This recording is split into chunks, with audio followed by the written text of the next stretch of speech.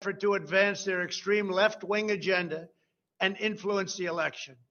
Then, a few months ago, Congress started negotiations on a new package to get urgently needed help to the American people. It's taken forever.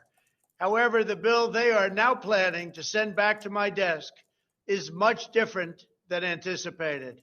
It really is a disgrace. For example, among the more than 5,000 pages in this bill, which nobody in Congress has read because of its length and complexity, it's called the COVID Relief Bill, but it has almost nothing to do with COVID. This bill contains $85.5 million for assistance to Cambodia, $134 million to Burma, $1.3 billion for Egypt and the Egyptian military, which will go out and buy almost exclusively Russian military equipment, $25 million for democracy and gender programs in Pakistan, $505 million to Belize, Costa Rica, El Salvador, Guatemala, Honduras, Nicaragua, and Panama. $40 million for the Kennedy Center in Washington, D.C., which is not even open for business. $1 billion for the Smithsonian, and an additional $154 million for the National Gallery of Art. Likewise, these facilities are essentially not open.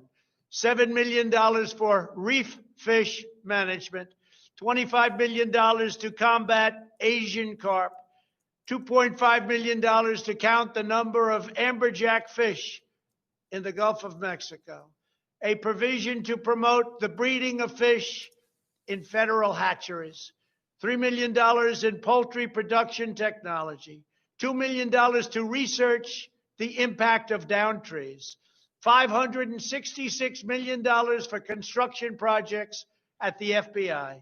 The bill also allows stimulus checks for the family members of illegal aliens, allowing them to get up to $1,800 each. This is far more than the Americans are given. Despite all of this wasteful spending and much more, the $900 billion package provides hardworking taxpayers with only $600 each in relief payments.